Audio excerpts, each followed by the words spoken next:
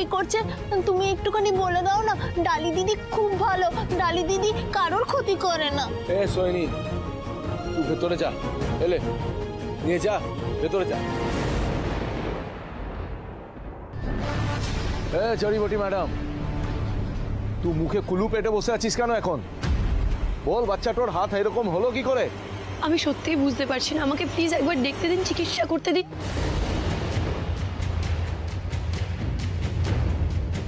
দেখি কি কাগজটা দিয়েছিল, ওষুধের কাগজটা একবার দেখি।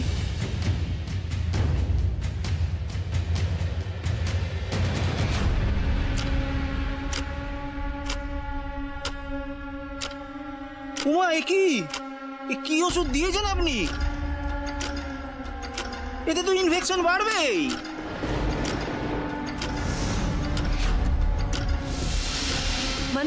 মানে আপনি ভুল ওষুধ দিয়েছেন। এই আপনি ডাক্তারিটা জানেন তো? না না, ভুল ওষুধ হতেই পারে না। আচ্ছা, আপনাদের বিশ্বাস না হলে আমি কলকাতার বড় ডক্টরের সাথে কথা বলিয়ে দিচ্ছি, আমাকে একটা ফোন দিন প্লিজ। এই কোথায় কোথায় কলকাতা দেখাস না।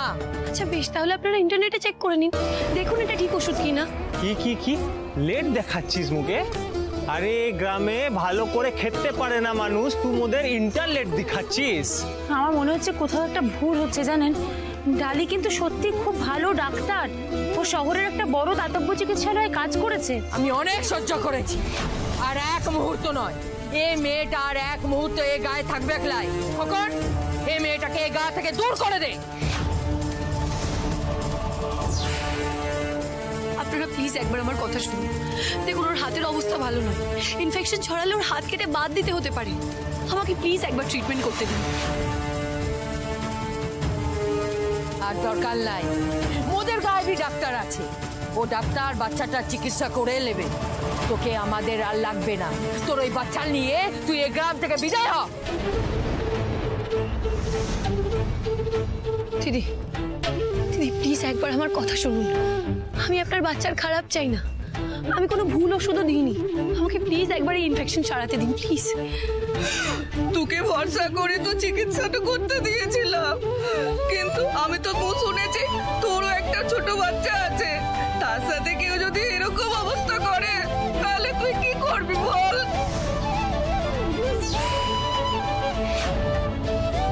কি হলো কি?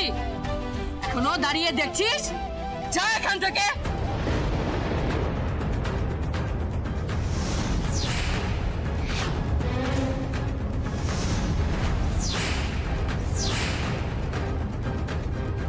মিষ্টি,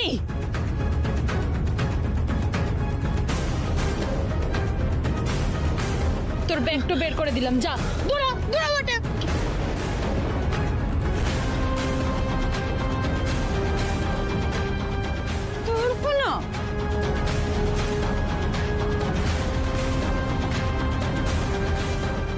আচ্ছা তুমি বিশ্বাস করো, আমি এসবের কিচ্ছু জানি না।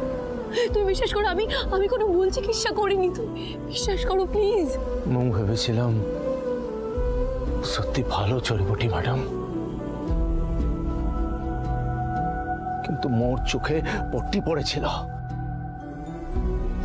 এখন মু তোকে বিশ্বাস করিলাই।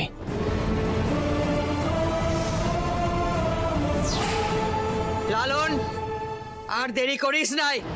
এই মেয়েটা আর এই বাচ্চাটাকে এই গায়ে থেকে দূর করে দে।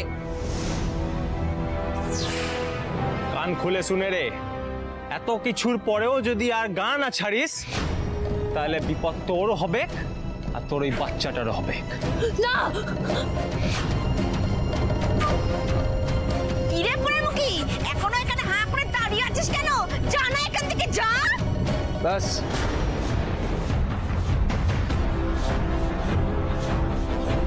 অন্য কেউ নয়,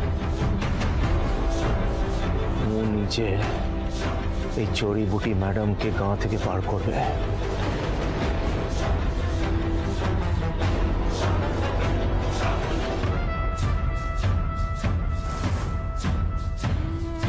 লালন, এমনটা করিস নাই বাপ, ও আমাকে সারাই দিচ্ছে, ও কারুর ক্ষতি করতে পারবে একলাই রে। লালন, লালন দয়া দয়া করে একবার আমার কথা শোনো। দেখো দেখো বাচ্চাটার হাতের অবস্থা ভালো নয়, ও ট্রিটমেন্ট করতে হবে, দরকার পড়লে ওকে কলকাতায় নিয়ে যেতে হবে। প্লিজ আমার কথা শোনো,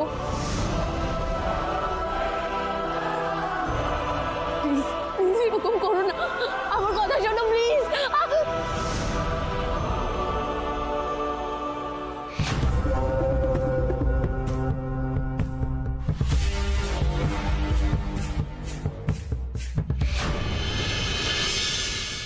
চল প্লিজ লালন, একবার আমার কথা বিশ্বাস করো, আমি কারোর ক্ষতি করতে এই গ্রামে আসিনি।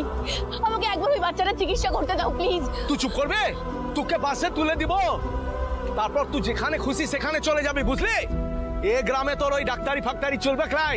কেন, কিসের এত রাগ তোমার আমার উপর? মানুষের সেবা করার জন্য আমি এই ডাক্তারি পেশা বেছে নিয়েছি, সেখানে আমি একজন ডাক্তার হয়ে কারোর ক্ষতি করার কথা ভাবতেও পারি না। বিশ্বাস করো, তোমরা কেউ আমার কথা শুনছে না। কেন শুনছো না? শোন, তোর কথা আমি অনেক শুনেছি, এবার তুই মুখ কথা শোন।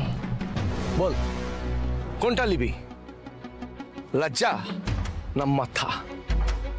তোর ভাষায় হেড না টেল, কোনটা? মানে আজ এই পয়সা তোর ভাগ্য বুলে দেবে। বল, হেড না টেল? বল বল বল। হেড।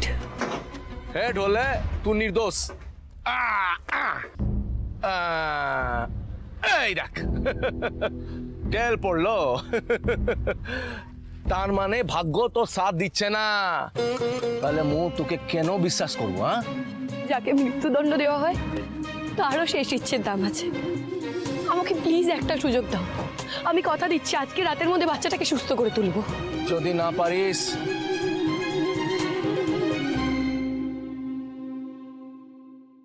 যদি না পারি তাহলে স্বেচ্ছায় এই গ্রাম ছেড়ে চলে যাবো।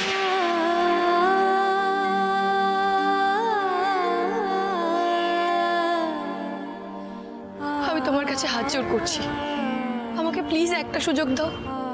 দেখো, আমি শপথ নিয়েছিলাম আমি যে কোনো পরিস্থিতিতে রোগীদের সেবা করব। সেখানে আমার জন্য একটা মানুষের এত বড় ক্ষতি হয়ে যাবে আর আমি পালিয়ে যাব? আমি সেরকম মেয়ে নই রক্তিম বাবু।